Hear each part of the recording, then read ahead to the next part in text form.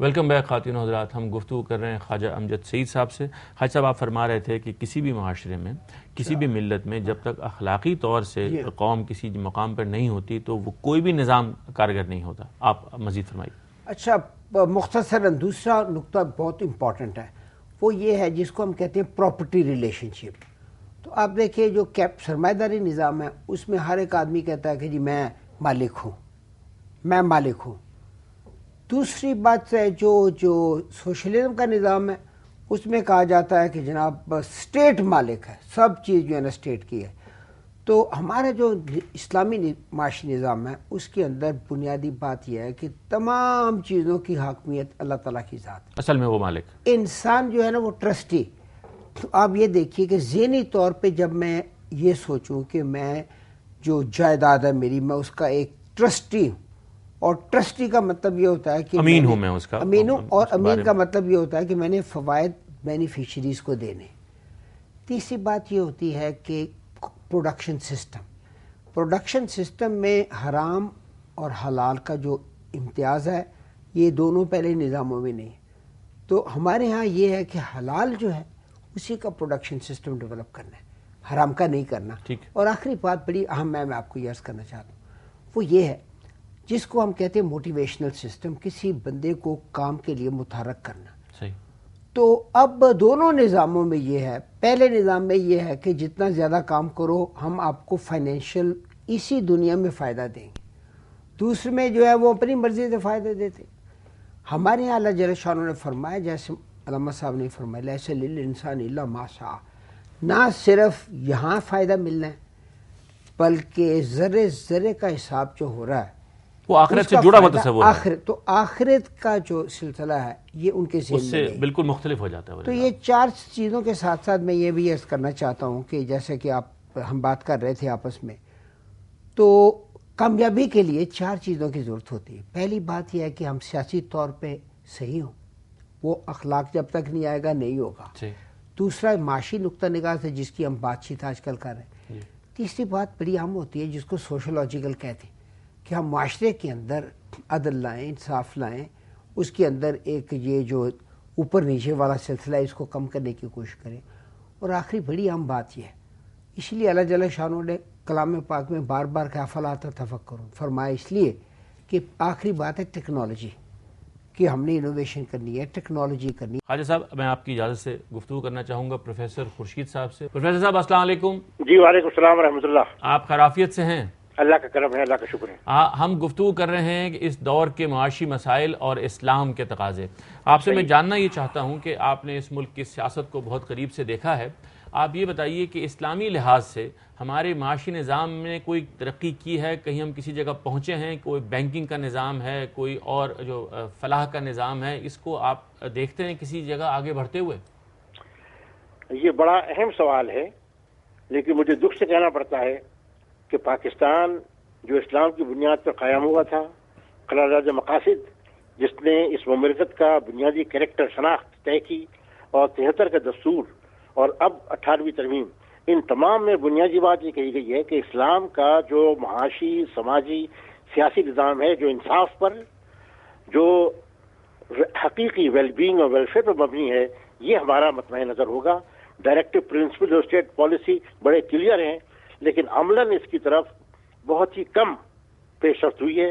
صرف دو چیزیں ایسی ہیں جن کے بارے میں مثبت بات کہی جا سکتی ہے.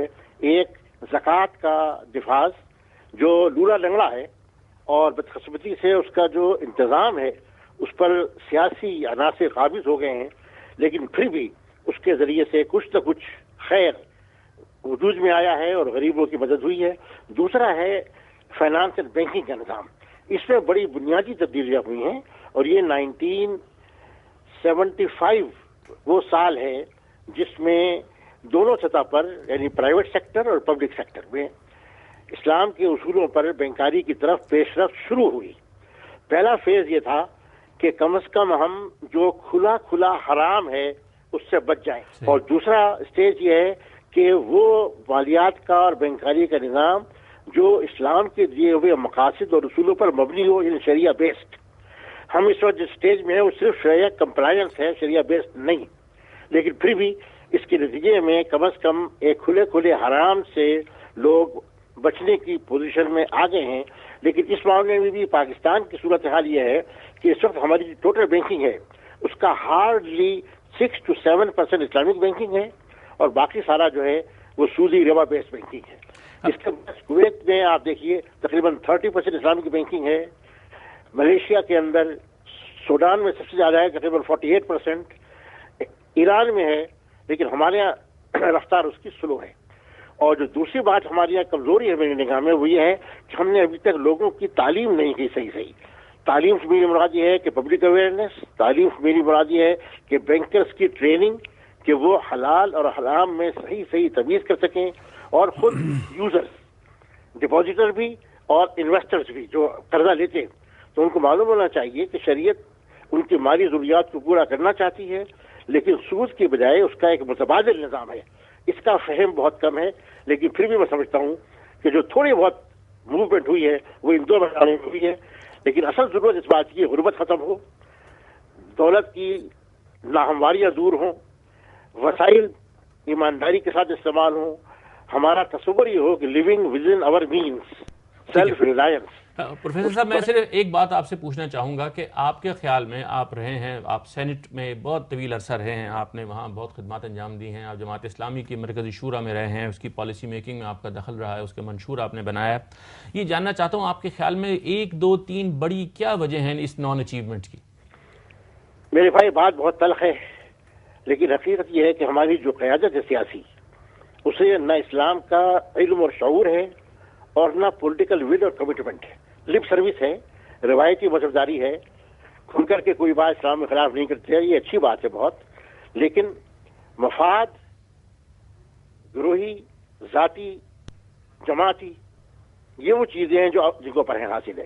آپ دیکھیے کہ اس وقت پاکستان میں lack of governance, bad governance, corruption, comprehensive economic policy کا عدم وجود 2 سال ہو گئے ہیں لیکن اس وقت تک نہ کوئی کمپریہنسو اکنامک پالیسی آئی ہے، نہ جو بنیادی مسائل ہیں یعنی پاورٹی، انرجی کرائسس، پروڈکشن کو آگے بڑھانا، بے روزگاری کو دور کرنا، لوگوں کو انوالو کرنا اکانومی کے اندر.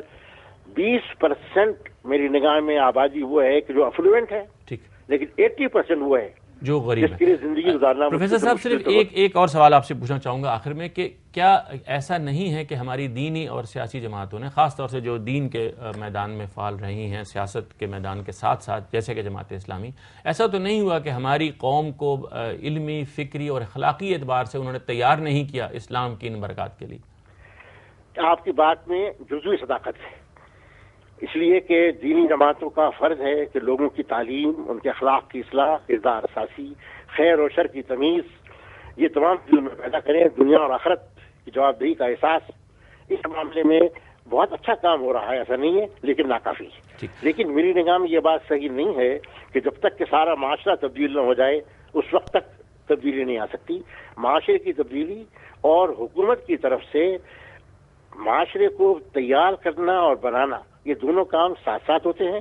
اگر آپ دستور کی دفعات 20 سے 29 تک کا مطالعہ کریں تو آپ یہ دیکھیں گے کہ ان میں یہی کہا گیا ہے کہ اسٹیٹ کی ریسپانسبلٹی ہے to enable the people to live according to the principles and guidance of Quran and سنہ.